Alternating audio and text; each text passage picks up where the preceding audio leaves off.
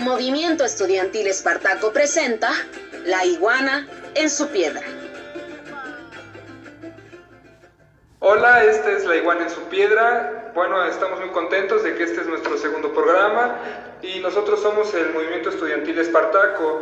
Nosotros nos dedicamos a hacer denuncia dentro de la UAP y creamos nuestras propias finanzas por medio de distintos talleres, como un taller de serigrafía en la cual también hacemos campaña política, o un taller de pan.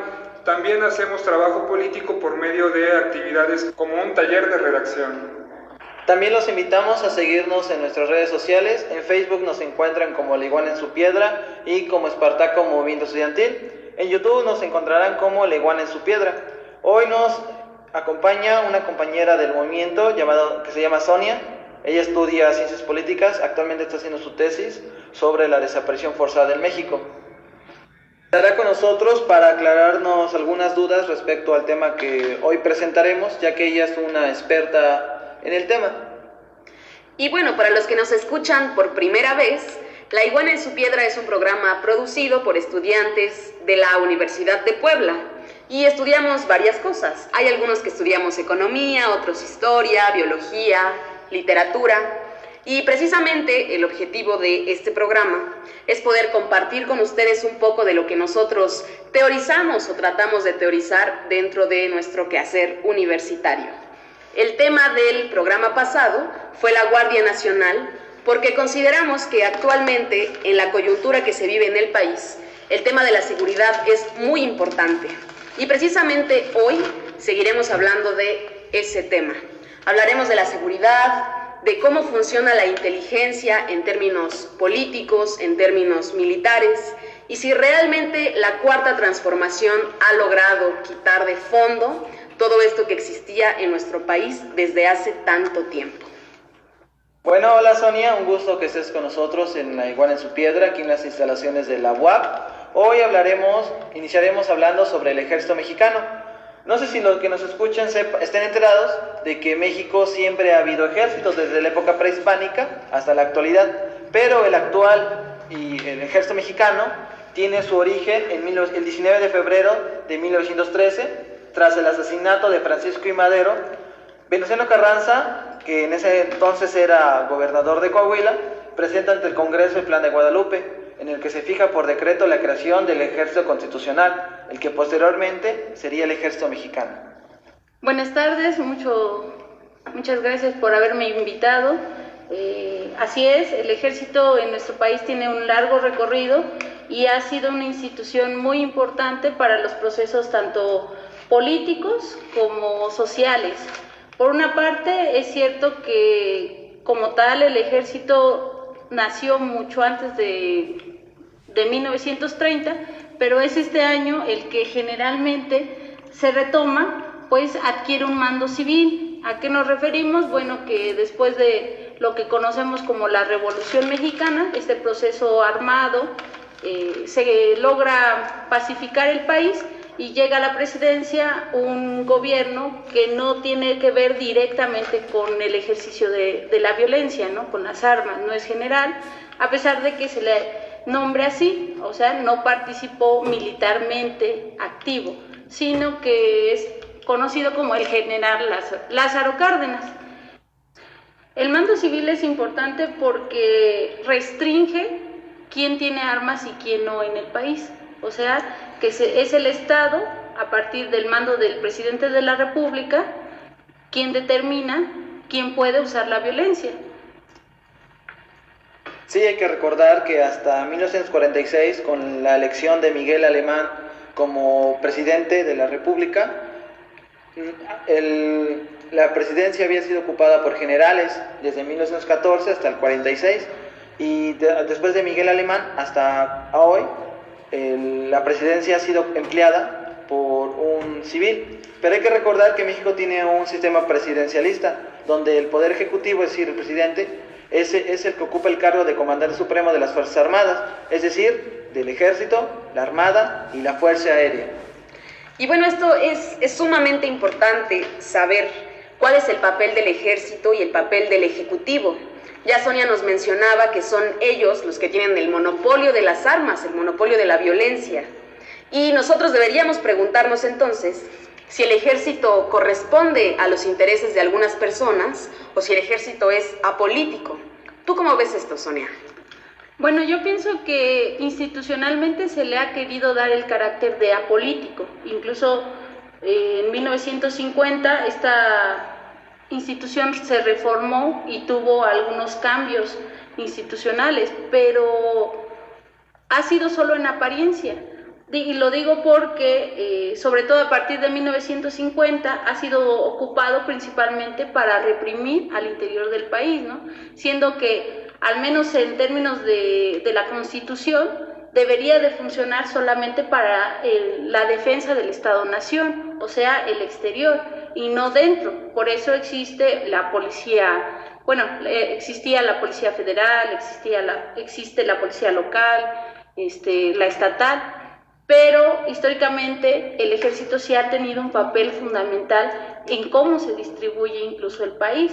Pues también recordemos que en cada estado pues había generales, ¿no?, que habían participado en la Revolución Mexicana y que después estos pues fueron muriendo y se fue ascendiendo y se profesionalizó el ejército.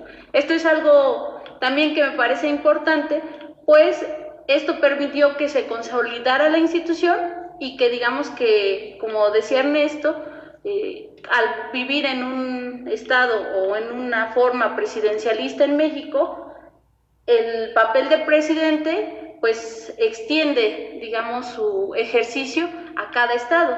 O sea, por ejemplo, podemos ver que en cada estado de la República hay zonas militares. Eso quiere decir que el presidente está ejerciendo una presión incluso sobre lo local, ¿no?, sobre el estado. Bueno, pero entonces aquí el ejército al cambiar de mando militar a mando civil, se supone que tendría que responder a un interés en general, en este caso de la nación, porque si ya mencionaste que en la anterioridad, tras la revolución, existían varios generales, ¿no? Y este ejército estaba dividido en correspondencia de estos generales, ¿no?, ya sea en el norte o en el sur del país, por ejemplo. Entonces, al momento de cohesionar ese ejército y al hacer que se responda a un mando civil, en este caso el presidente, sería contradictorio que no fuese apolítico, ¿no? Porque entonces esos intereses que tiene el ejército sí van de la mano con, en este caso, la figura del presidente, ¿no? Sí, hay que recordar que el mismo ejército, su origen es la defensa de proteger al Estado-Nación, pero no proteger en sí a todos los ciudadanos, sino proteger a un grupo de particulares, es decir, proteger sus intereses, en este caso empresarios, ganaderos, industriales, proteger sus industrias y proteger sus ganancias ante amenazas internas, claramente, de una población que estaba empobrecida y que estaba enojada. Sí, justamente hay que recordar que el ejército como tal surge también de una clase alta, o sea, no es lo mismo el sardo, como a veces despectivamente le dicen, o el soldado raso, que el general. El general digamos en general es de alto rango, ¿no? Y está más apegado a la burguesía, ¿no?, porque es el que realmente manda. No es lo mismo que el soldado que se tiene que atrincherar, que se tiene que resguardar en los cuarteles. El ejército ha funcionado, ahora sí que desde su origen como Estado-nación en nuestro país, ha funcionado como el que cuida a la burguesía. De ahí nos podemos explicar que ha sido constantemente el que ataca a estudiantes, el que ataca militarmente a comunidades, el que llega a arrasar municipios completos.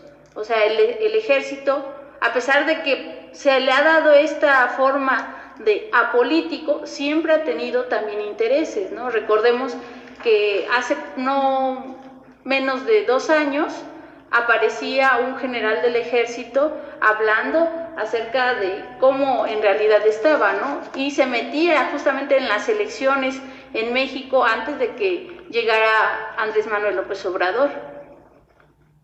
Recordar que después de la Revolución Mexicana el país estaba en quiebra, pero después de que ya se pacifica el país, la economía mejoró bastante porque llegó mucha inversión extranjera, hubo mucho capital nacional y México mejoró bastante en ese tema, ese fue récord. Hay que recordar que en esos tiempos estaba por iniciar la Segunda Guerra Mundial y después de durante y después de la Segunda Guerra Mundial México fue importante porque fue un proveedor de materia prima necesarísima para la industria bélica, y lo cual hubo un crecimiento exponencial, lo cual ya no eran los campesinos, ya no había tanto gente pobre y había más estudiantes que pensaban. Y también hay que recordar que había una enorme influencia de la Unión Soviética que planteaba otra forma de vivir, lo cual eso inminentemente peligraba los intereses de la burguesía, por lo cual podrían perder lo que ya habían logrado,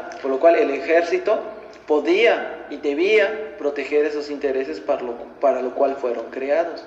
Sí, tenemos que el ejército surge después de la Revolución Mexicana en un país naciente, en un estado-nación naciente, y que bueno, a lo largo de su historia ha ido cambiando en su estructura interna, y aunque sus objetivos siguen siendo los mismos, o sea, preservar la ganancia de la burguesía o de la clase que está en el poder actualmente en nuestro país, las formas en cómo han atacado han cambiado a lo largo de los años.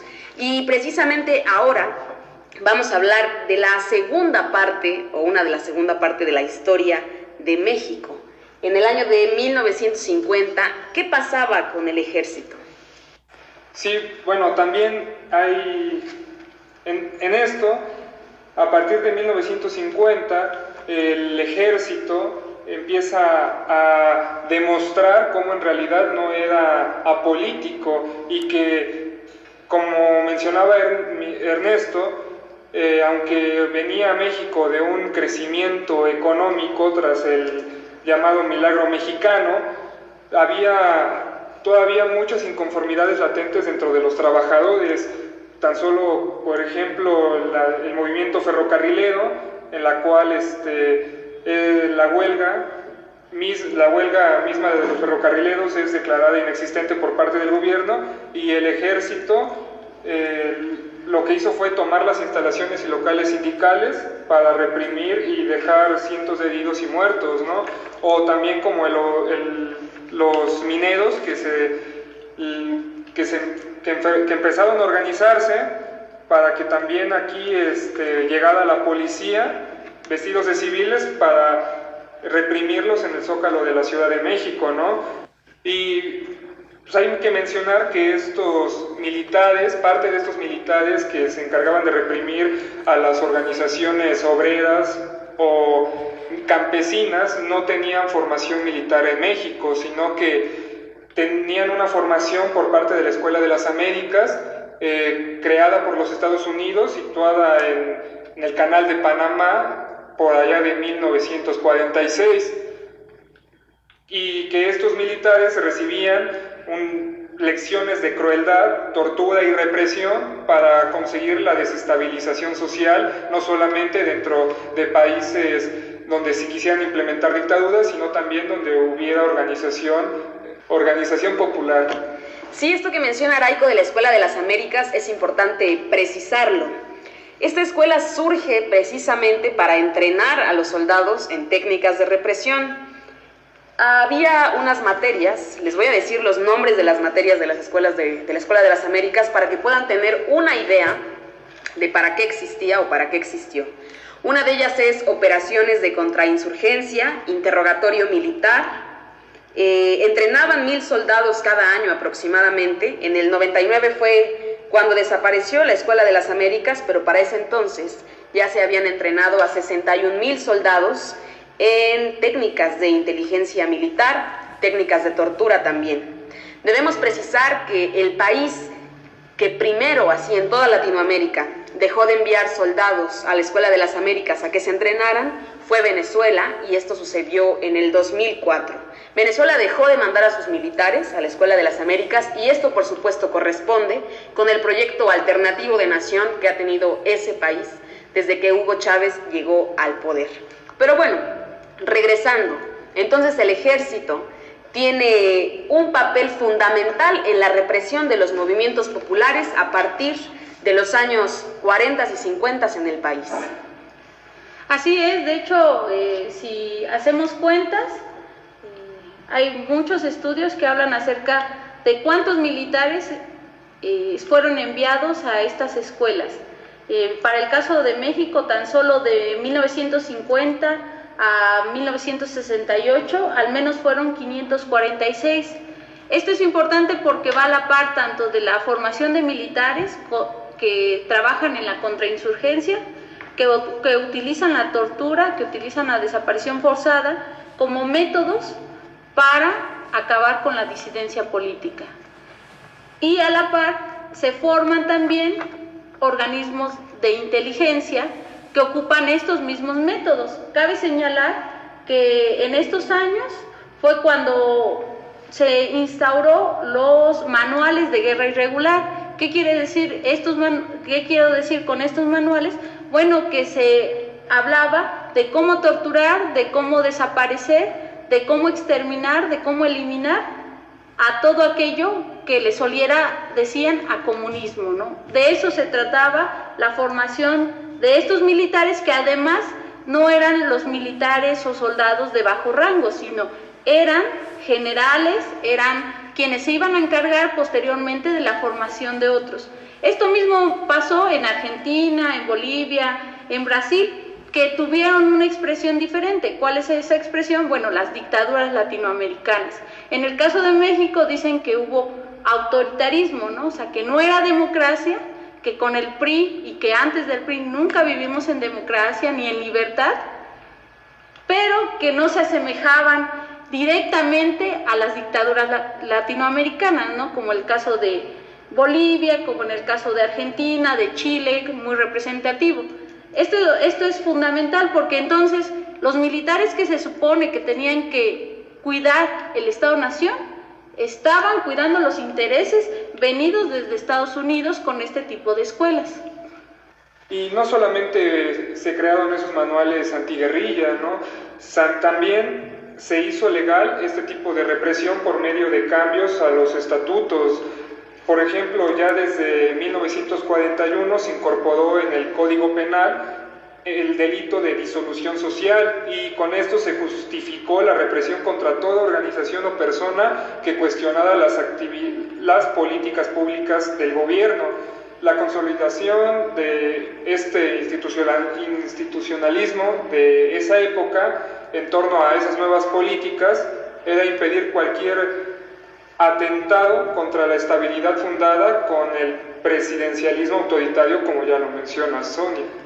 Sí, el origen del ejército en sí era mantener al país en manos del presidente, ¿no? Es algo que hemos mencionado, además, por supuesto, de la represión al interior de nuestro país.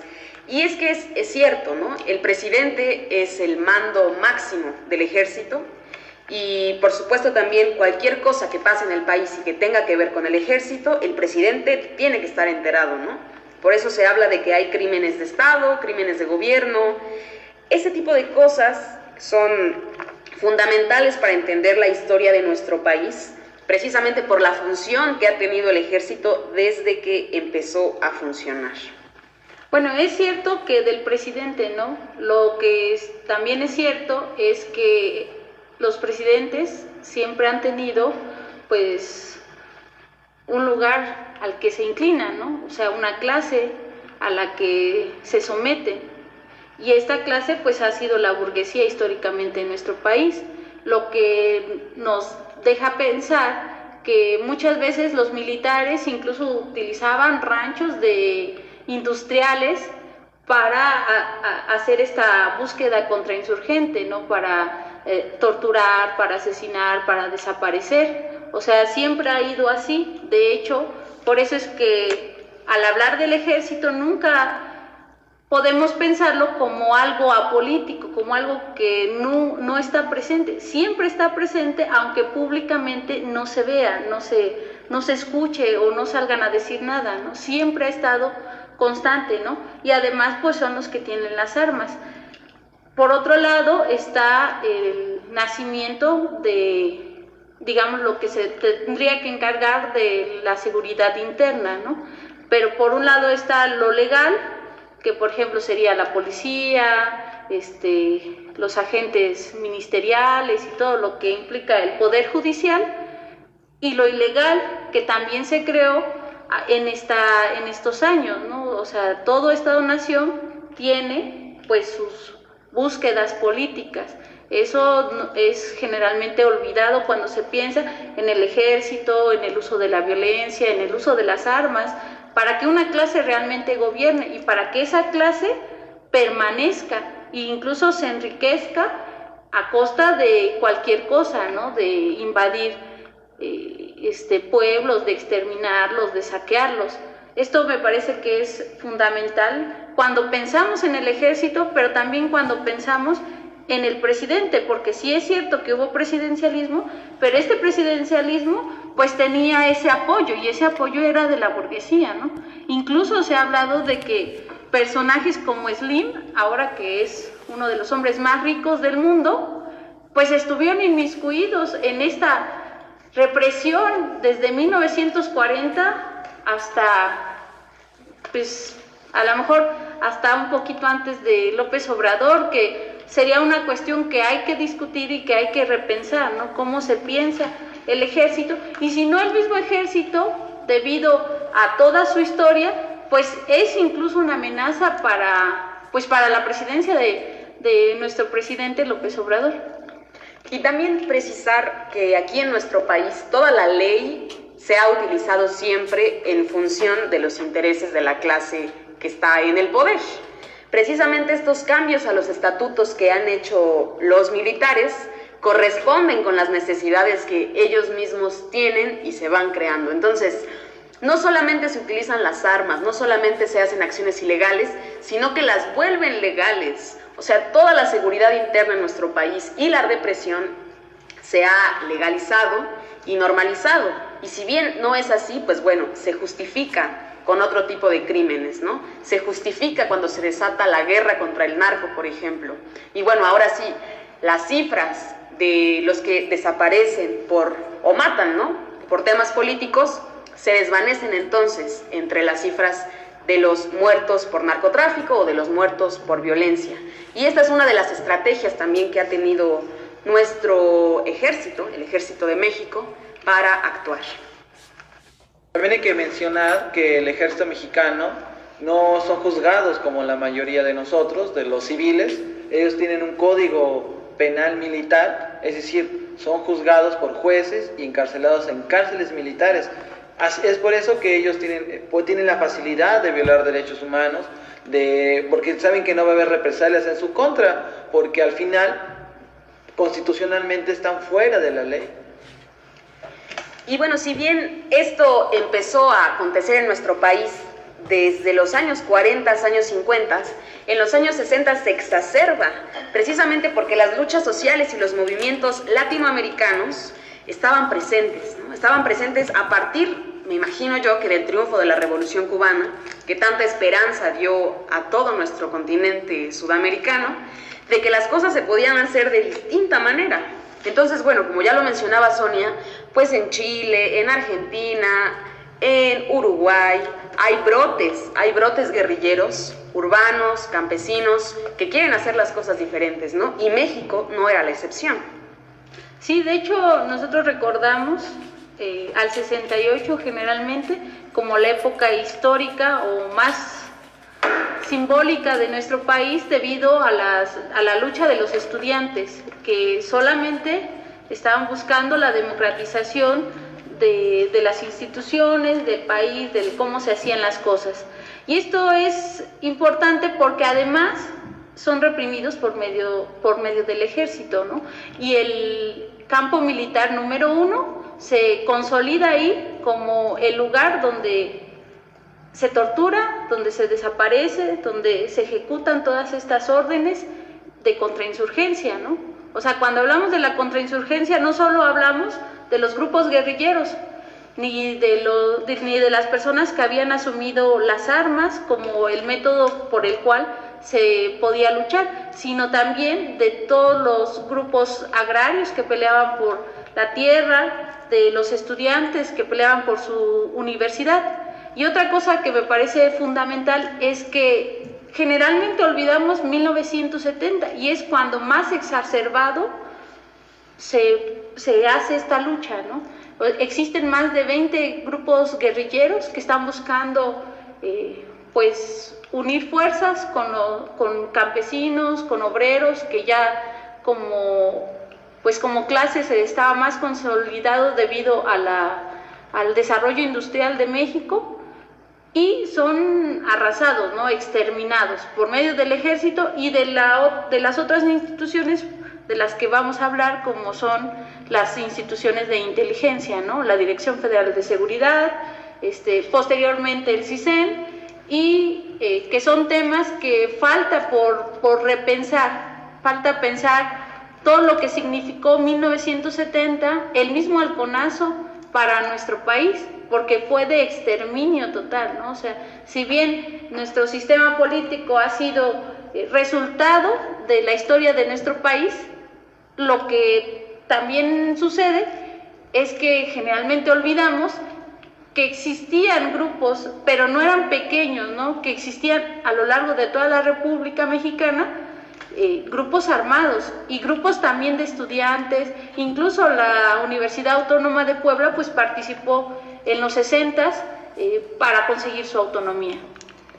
Sí, lo que tenemos hasta ahora entonces es un ejército que, más allá de cuidar el Estado-Nación al exterior de nuestro país, se ha encargado de reprimir organizaciones sociales al interior desde que surgió, y además también se ha encargado de defender al presidente y de poner en sus manos a nuestro país.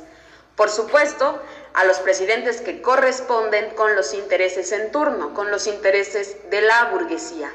Eso es lo que tenemos en términos del ejército. Tenemos militares que son entrenados en Estados Unidos, en concreto en la Escuela de las Américas, y que también los generales que ascendían, o los generales que ocupaban grandes puestos dentro del ejército, eran precisamente aquellos entrenados en el país vecino del norte. Es así como se consolida el ejército en nuestro país como una de las instituciones más importantes del Estado, porque, como ya lo hemos dicho, tienen el monopolio de las armas y se han encargado por años de mantener el control económico, político y, por supuesto, militar de México. Vamos ahora a escuchar una canción de un gran compositor mexicano que se llama Chava Flores. Este año se cumplen 100 años de su natalicio. Él nació el 14 de enero de 1920 en la Ciudad de México. Chava Flores fue un compositor que retrató a través de sus canciones el sentir de la sociedad mexicana de esa época. La siguiente canción se llama El hijo del granadero. Escúchenla, juzguen. Es una canción muy bonita y muy política.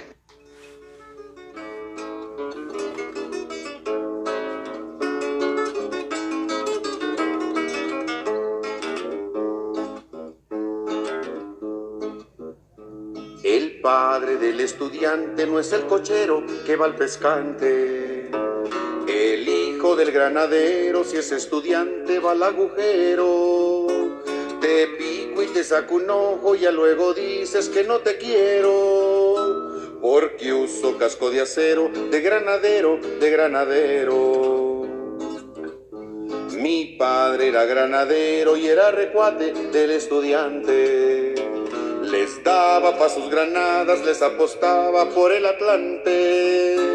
Hoy les da para sus tunas por atrasito y por adelante. Hoy dice que vive triste, pero prefiere ser ignorante. No es lo mismo estar dormido que estar durmiendo, que estar durmiendo. No es lo mismo estar perdido que estar perdiendo, que estar perdiendo.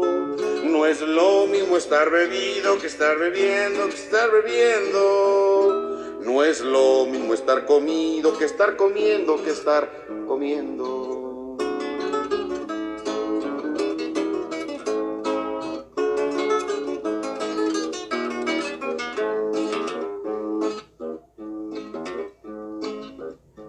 Por hijo de granadero voy a la escuela y soy humillante. Por ser estudiantipero, pues en mi casa soy intrigante. Me rompen 2 veces diarias todo el hocico sin usar guante. En la escuela los muchachos y allá en mi casa mi comandante. Mi padre era granadero, vendía granadas como no veas. Si tu padre es un bombero, no vende bombas, nomás bombea. Si te fijas en mi mami, la ves chapeada como granada. Si te fijas en la tuya, la ves bombeada, no bombardeada. Si te fijas en la tuya, la ves bombeada, no bombardeada.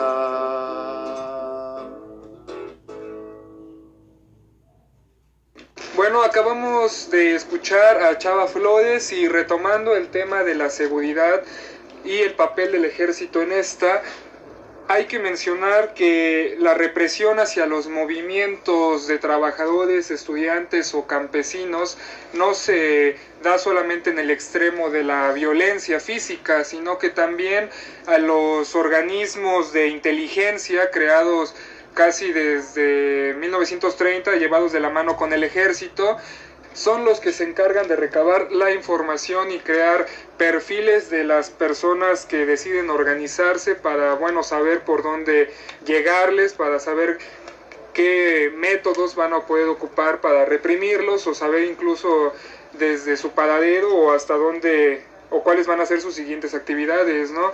Y este tipo de servicios o actividades obviamente no se llevó a cabo de la misma manera como hoy en día por medio de redes sociales o medios de comunicación como la televisión. Antes, pues, los organismos de seguridad como la Dirección Federal de Seguridad, posteriormente el CISEN, pues tenían agentes que se dedicaban en forma de civiles o reporteros a recabar todo este tipo de información y que a su vez de recabar la información se sacaba una contrarrespuesta por medio de periódicos o de medios de comunicación para poder desacreditar a este tipo de organizaciones. Justamente podemos señalar que desde 1924 ya existían en México estos servicios de inteligencia. ¿Cuáles eran? Bueno, se llamaban servicios confidenciales en 1924. Después cambiaron de nombre y se denominaron Departamento Confidencial hasta 1938 y después dieron un giro porque nacieron 2 tipos de agentes debido a esto, ¿no? Los agentes de investigación y los que llamaran agentes confidenciales.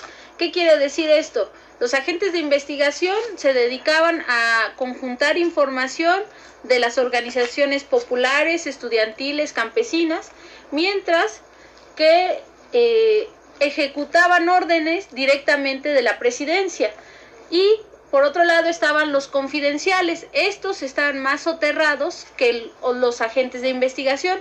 Los agentes de investigación dieron origen a la Dirección Federal de Seguridad en 1947, del cual destacamos, por ejemplo, a Miguel Nazararo, uno de los torturadores más importantes de nuestro país, que generalmente no se reconoce o no se conoce su nombre y sus actividades.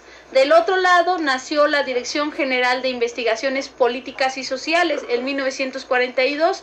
Este organismo fue más soterrado que la Dirección Federal de Seguridad, ya que se dedicó a hacer investigaciones quizá más profundas, pero que no se conocían debido a sus actividades ocultas.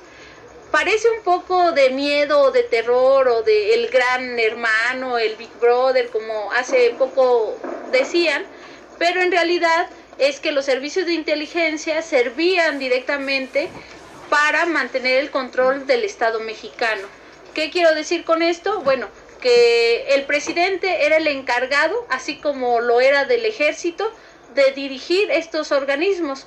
Fue posterior hasta que se separaron y se dio origen a la Secretaría de Gobernación, quien fue la posterior encargada de la Dirección Federal de Seguridad y del otro organismo.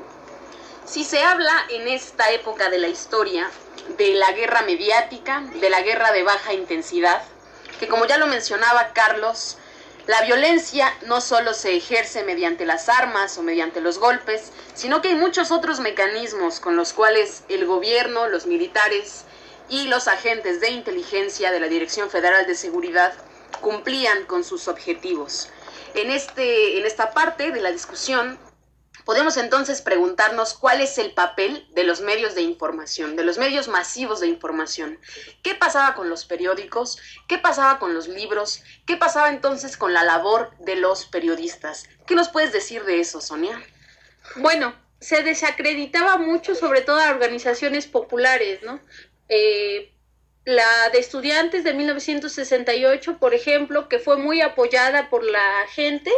Para contrarrestar este apoyo, sacaron un libro que se llama El Móndrigo, que de hecho fue un éxito editorial, ¿no? Debido a que se repartió masivamente, se extendieron y trataba de desacreditar, decir que los estudiantes, los del Consejo Nacional de Huelga, lo que eran unos alcohólicos, eran unos drogadictos, homosexuales, que solo tenían fines oscuros y malévolos para la nación. Esto no pues es contrastable con otro de los medios de comunicación, que era la forma en la cual la gente se informaba. Otro de los panfletos de esta forma de contrarrestar el avance de los movimientos sociales, pues era guardar silencio. Por ejemplo, en nuestro país no se escuchó de desaparecidos políticos hasta 1990, ¿no? A pesar de que empezó desde 1940 a surgir esta técnica represiva, apareció información hasta 1990 y solo había algunas revistas que retomaban estas denuncias que hacían, por ejemplo, las madres de los desaparecidos, como la revista ¿Por qué?, mientras todas las demás guardaban silencio, ¿no? O sea, esta forma de actuar también corresponde a los sistemas de inteligencia de nuestro país. También ha sido una forma de control de la información, lo mismo que ahora pasa, que es que avances de un gobierno democrático López Obrador se hace silencio y por otro lado se hace hincapié en los errores o en las cosas que faltan o en las deficiencias, ¿no? Guerra constante en la cual están inmiscuidos no solo organismos de inteligencia ahora, ¿no?, sino incluso organismos paramilitares formados ya desde 1960. Y bueno, con lo que dice Sonia, pues con eso entendemos el por qué todavía se puede ver que hay mucha información en donde periodistas dicen la verdad acerca de actos deshonestos o violentando los derechos humanos de los mexicanos en los que ha caído el gobierno o el ejército, pero es por la misma cuestión de que el gobierno no se puede ver como un organismo plenamente represor autoritario que corta de tajo cualquier tipo de búsqueda de información, y por lo mismo, al momento de que se saca alguna especie de libro o artículo en contra de cualquier acto que lleva a cabo el ejército o el gobierno, se saca a su vez algo que contrarreste ese artículo, ¿no? Y como es algo de lo cual no hay mucha información y no se sabe nada al respecto, queda palabra contra palabra y al final ese trabajo de periodistas que buscan la información verídica acerca de eso se anula. Que no solamente en ese tipo de actos llega a caer los organismos de seguridad o incluso el mismo gobierno, ya que se puede ver que se tienen nexos con algunos otros mecanismos de represión o organizaciones, como es el caso del narcotráfico. Aquí pues hay que preguntarse cómo hasta dónde las actividades para velar por la seguridad nacional no se confunden con los intereses políticos de los grupos en el poder, y que los agentes que trabajan en este tipo de organismos de seguridad pues van por ahí muy orgullosos de cometer cualquier acto deshonesto o atentando contra algún derecho humano solamente por el hecho de portar una credencial. Todo esto que mencionan es lo que hace la inteligencia de nuestro país. Ya hemos estado hablando un poco acerca de la Dirección Federal de Seguridad, acerca del CISEN, pero a ciencia cierta muchos no sabemos, a lo mejor muchos de ustedes no saben, qué fue la Dirección Federal de Seguridad. Como ya lo mencionaba Sonia, surge en 1947, cuando Miguel Alemán estaba en el poder, y es pues el primer organismo de inteligencia consolidado que hay en nuestro país. Los agentes de esta dirección eran entrenados directamente en el FBI, en Washington, y tenían muchas prestaciones, digamos, estaban muy consentidos por el gobierno mexicano. Los agentes de la Dirección Federal de Seguridad tenían hasta una peluquería adentro de sus instalaciones, tenían muchas facilidades para conseguir préstamos, para conseguir automóviles y bueno, para sustentar toda su vida económica y social. Por eso estas personas, y además por la poca o nula conciencia que tienen, accedían a hacer los trabajos que les pedían, accedían a reprimir a la gente, accedían a torturarla, a espiarla y a violar, por supuesto, los derechos humanos. Sí, de hecho, la inteligencia en México tiene una larga carrera y se encargaba, por ejemplo, la Dirección Federal de Seguridad se encargaba incluso de los asilados políticos en México. Se encargaba además de la sección de propaganda, o sea, de ver qué sale y qué no sale, qué sale en los periódicos, qué no sale, qué sale en las revistas, incluso tan era así el control, tan ha sido así el control, que se encargaba de qué pornografía salía y qué no. O sea, clasificaba la información, la que era afín y la que era en contra. De la que era afín se divulgaba sin ningún problema, mientras la que no era afín a los intereses económicos de Estados Unidos, que estaba, pues a lo que hemos estado sometidos por muchísimos años, pues era o no sacada, o se le hacía silencio, o se le elaboraba una contra, o sea, una versión oficial desde ahí mismo, desde la Dirección Federal de Seguridad. Por otro lado, tenía, como lo menciona Brenda, muchas prestaciones, tenía aviones, camionetas, y incluso llegó a tener acceso a cualquier departamento de policía de todo el país. Casas de seguridad, al menos 2 en cada estado, tenía además agentes, al menos 50 por cada estado, o sea, un total control de todo lo que se vivía política y públicamente en México. De ahí la importancia, digo, y esto es importante porque en esa época también se llegó a señalar que tenía nexos con el narcotráfico, o sea, la inteligencia mexicana, que se supone que tenía que cuidar la estabilidad del país y por la que incluso llegaba a decir que daba la vida, así como lo afirmó varias veces Nazararo, tenía nexos con el narcotráfico. Se le llegó a acusar de corrupción y el mismo Estados Unidos sacó un documento en el que decía que estos agentes no eran confiables. ¿Cuáles agentes? Bueno, Miguel Nazararo, Pinagua, todos aquellos en realidad se estaban enriqueciendo. Y en realidad fueron después los que dieron origen a cárteles como el de Sinaloa. Esto a lo mejor es muy arriesgado pensarlo y decirlo, porque Anabel Hernández es la que dice, bueno, ¿cómo es posible que el narcotráfico haya surgido así en el país? Si había tanto control, si había tanta información, si se conocía todo lo que se publicaba, cómo circulaba, en dónde estaba la gente, o sea, ¿cómo nace el narcotráfico? Bueno, seguramente todos estos nexos, pues son los que se utilizan para crear una red de tráfico de drogas tan grande que incluso le ganó a la de Colombia.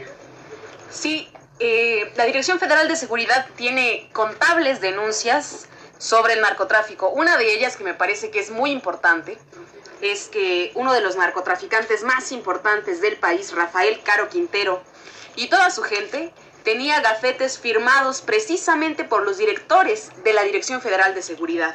Esto habla de los nexos tan estrechos que mantenían los agentes de la dirección con los narcotraficantes mexicanos y de la utilización que le daban a la estructura de inteligencia y a la estructura de espionaje de nuestro país para cumplir sus intereses. Sí, de hecho, pensemos en que el narcotráfico ha sido una cosa que no está separada de lo que llaman el poder político, no está separada del gobierno, ni ha estado separado ni del ejército, ni de las agencias de seguridad. O sea, mucha gente a veces piensa que el tener un sistema de seguridad tan grande, tan vasto, con tantas cámaras, con tanta información, ayuda a que no exista delitos, ¿no? Ayuda a que no haya narcotráfico, ayuda. Pero esta es una falsa idea, porque en realidad se fue creando desde ahí toda esta red y se fueron enriqueciendo y se fueron creando grandes negocios desde ahí mismo. O sea, la inteligencia en México no se creó para contrarrestar, digamos, los crímenes, se creó para contrarrestar los grupos de insurgencia, o sea, grupos populares, de campesinos, de estudiantes. Para eso se creó, para eso se utilizó y violaban cualquier tipo de regla, ¿no?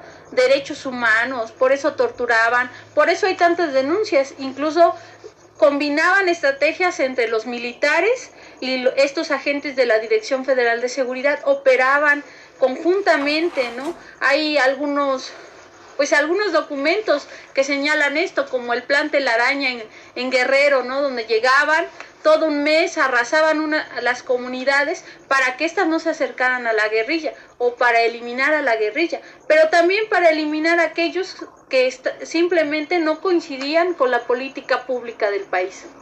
Así fue entonces los 38 años de existencia que tuvo la Dirección Federal de Seguridad. Hace un rato, durante el programa, Sonia les mencionaba que muchas veces no nos ponemos a pensar en los años 70 aquí en México, no nos ponemos a pensar en el halconazo. Y justamente después del 71, en 1974, fue el año donde hubo mayores detenciones de la Dirección Federal de Seguridad. La represión se agudizó en nuestro país. La DFS dejó de funcionar en 1985 y se conjuntó con la Dirección de Investigación Política y Social para que así naciera el CISEN, es decir, el Centro de Investigaciones y Seguridad Nacional. El CISEN, ubicado en las mismas instalaciones de la Dirección Federal de Seguridad, con el mismo equipo de espionaje, continuó haciendo lo mismo. Pero hubo una gran diferencia, el presupuesto. Yo no sé, por ejemplo, si ustedes sabían que durante el sexenio de Enrique Peña Nieto, en el 2014, precisamente, un año lleno de polémicas nacionales, se invirtieron 16.532 millones de pesos para el CISEN, una cifra exorbitante, una cifra que alcanzaría para muchas otras cosas. Por ejemplo, es 12 veces el presupuesto que tenía en ese año la CNDH. Nada más para que se den una idea. El CISEN continuó con estas labores de espionaje, represión y tortura a los movimientos sociales nacientes de aquellos años. Quiero decir que esto es normal, no porque esté bien o porque esté mal, sino debido a toda la estructura que se creó desde 1970. Tan solo hay que contar que existían ya para 1971 al menos 24 campos para tortura y desaparición en México, ¿no? Entre los que podemos señalar, pues son el campo militar número 1, que era del ejército, todas las oficinas de la Dirección Federal de Seguridad, una que estaba en la colonia Roma, en Circular Morelia número 8, la anterior a esta estaba frente al Monumento de la Revolución. Toda una estructura que se mantuvo, que siguió existiendo, pero que cambió de nombre y cambió de formas, y que quizá ha estado implicada en muchas otras cosas que aún falta por pensar y por investigar, ¿no? Pensemos en todos los desaparecidos que hay en nuestro país, en todos los asesinados, en todos los perseguidos políticos, en todos los académicos que han sido secuestrados, desaparecidos, extorsionados, torturados. Pensando en eso, Esas técnicas ya venían desde antes y permanecieron.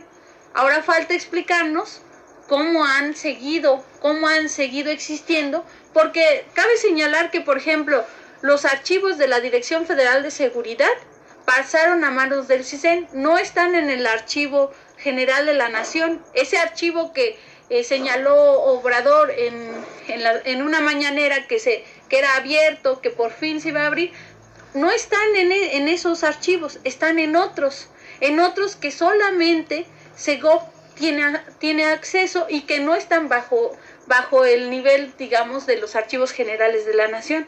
Un problema, porque ¿qué significa sacar esos archivos sin todo el contexto de lo que llamamos la guerra sucia? ¿Qué significa sacar toda esa información?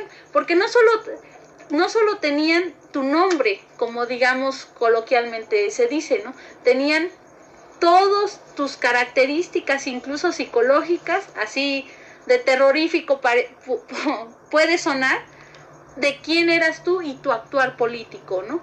O sea, todas las fichas de todas las personas que han participado en un mitin, que han participado en una huelga, que han participado en alguna actividad política en la escuela. Todo eso lo recababa la Dirección Federal de Seguridad y se lo heredó al CISEN. Sí, estamos frente a un panorama nacional sumamente complejo, complicado, porque entonces la inteligencia de este país no solo depende del presidente. Si nosotros estamos diciendo que los agentes del CISEN son y fueron entrenados cuando era la Dirección Federal de Seguridad en el FBI en Washington, podemos suponer entonces que a los intereses que corresponde este organismo no son solamente los intereses nacionales, sino que va más allá. Entonces, ahora en el marco de la Cuarta Transformación, cuando Alfonso Durazo dijo hace poco en una de las conferencias mañaneras que el espionaje político iba a desaparecer con el cambio del CISEN al CNI, es decir, Centro Nacional de Inteligencia, realmente podemos decir que el espionaje terminó aquí en el país, si no solamente depende de los intereses nacionales, como ya lo mencioné, sino de toda la oligarquía externa que existe en el mundo. Es por eso tan complicado decir que esto ha desaparecido, ¿no? Que si bien el gobierno de Andrés Manuel López Obrador ha dicho en reiteradas ocasiones, y confiamos en él, o sea, que no va a haber represión a las organizaciones sociales y que nos da pauta para que las organizaciones políticas podamos seguir haciendo trabajo, entonces el espionaje ya terminó. O sea, esa es la cuestión, ese es el cuestionamiento principal que nosotros nos hacemos. Y hay que entender que Andrés Manuel López Obrador, a pesar del enorme apoyo popular, no tiene el control absoluto de todas las instituciones del país. Los organismos de inteligencia no están al servicio de intereses populares, sino al servicio de los capitales extranjeros y nacionales, por lo cual el gobierno de Andrés Manuel corre el peligro de ser derrocado, porque dichos intereses pueden verse afectados por las políticas de Andrés Manuel López Obrador. De ahí también puede ser que la Guardia Nacional juegue un papel importante, ya que aunque la Guardia Nacional formalmente es parte de la estrategia de la seguridad de gobierno encabezada por Andrés Manuel, cuya función es de asegurar la seguridad pública y que ellos, al contener el orden, el ejército y la marina regresen a sus cuarteles, con lo cual se logrará una desmilitarización del país. Y a pesar que una gran mayoría de los integrantes de la misma son militares o policía federal, la idea es que poco a poco se integren más civiles y sea la mayoría en la Guardia Nacional. Pero también hay que observar que el ejército es una institución con la suficiente fuerza para derrocar al gobierno de Andrés Manuel, a pesar que es un gobierno democrático y con un apoyo popular. Vemos el caso de Bolivia. La Guardia Nacional puede jugar un papel de contrapeso contra el ejército en un supuesto golpe de Estado, pero para ello se requiere que la Guardia Nacional no solo se prepare militarmente, sino políticamente, como Venezuela, ya que puede ser la misma Guardia Nacional quien apoye el golpe militar contra el gobierno legítimo de Andrés Manuel. Por eso es necesario que siga habiendo información y organización de la gente, ¿no? Porque será esta la que dé el respaldo tanto al gobierno democrático de Obrador como a las fuerzas que puedan surgir en términos de defender la soberanía nacional, pero sobre todo defender los intereses del pueblo mexicano, o sea, de los pues más empobrecidos por el neoliberalismo. Y no olvidar que el gobierno de Andrés Manuel López Obrador le ha dado una oportunidad a este país inédita, que no la teníamos antes. Como ya lo mencionábamos, el gobierno no va a reprimir, no va a desaparecer y no va a torturar a nadie. Es por eso que las organizaciones políticas como la nuestra y todas las que hay en el país, más allá de dedicarse a criticar las deficiencias del gobierno federal, deberían ponerse a hacer trabajo político y aprovechar esta puerta que desde el 2018 está abierta para nosotros. Porque nuestro país tiene que cambiar, nuestro país se está transformando. Y el papel que nosotros jugamos en esa transformación es fundamental y debemos aprovecharlo. Pues así estuvo la iguana en su piedra de esta semana. Estamos, como siempre les digo, muy contentos de poder compartir con ustedes todo este análisis, estas ideas. Recuerden que estamos en Facebook como La Iguana en su Piedra, también en YouTube, y estamos como Espartaco Movimiento Estudiantil, por si quieren más información de lo que hacemos nosotros o simplemente confrontar algo de lo que hemos dicho en este programa. Agradecemos mucho a Sonia que estuvo acompañándonos en este programa. La verdad es que el análisis que ella hace de la desaparición forzada y de la seguridad en nuestro país es muy valeroso y nos da elementos para que nosotros podamos entenderlo mejor. Muchas gracias, Sonia. Gracias a ustedes por la invitación.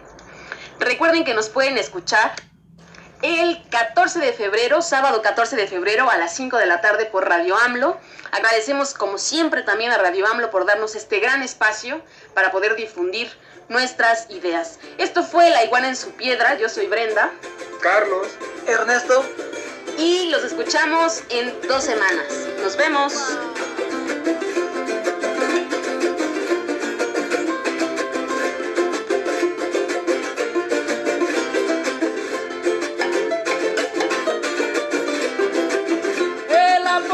Se quedó, compadre, sin una iguana.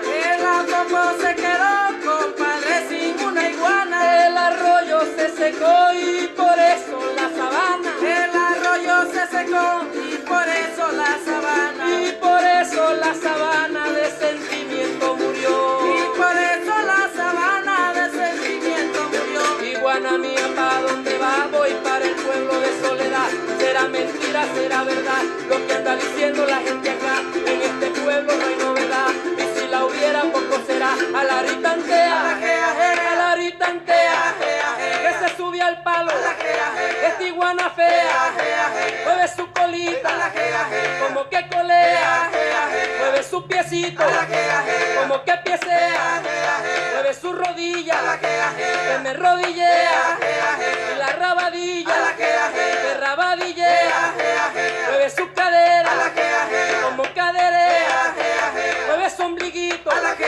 como que ombliguea, a la gea gea, a la gea gea, a la gea gea, a la gea gea, a la gea gea. Una iguana se subió a la cumbre de un apompo. Una iguana se subió y a la cumbre de un apompo. El garrobo se murió en ver que cayó de pronto. El garrobo se murió y en ver que cayó de pronto.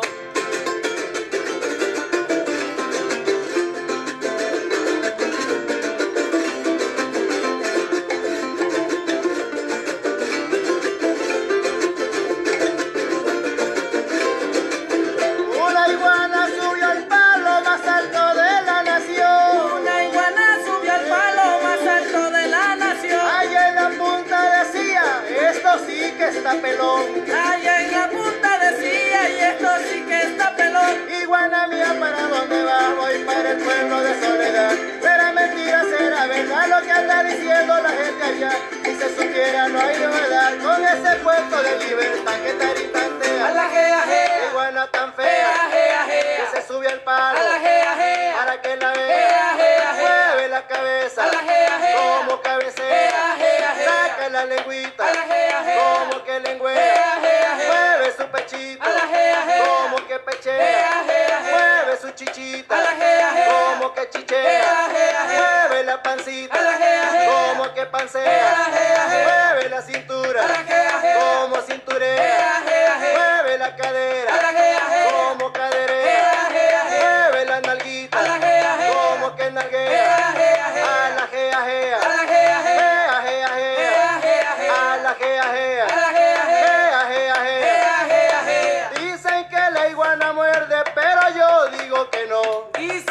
la iguana muerde, pero yo digo que no. Hay un hombre que sí muerde y le llaman mordelón. Hay un hombre que si muerde y le llama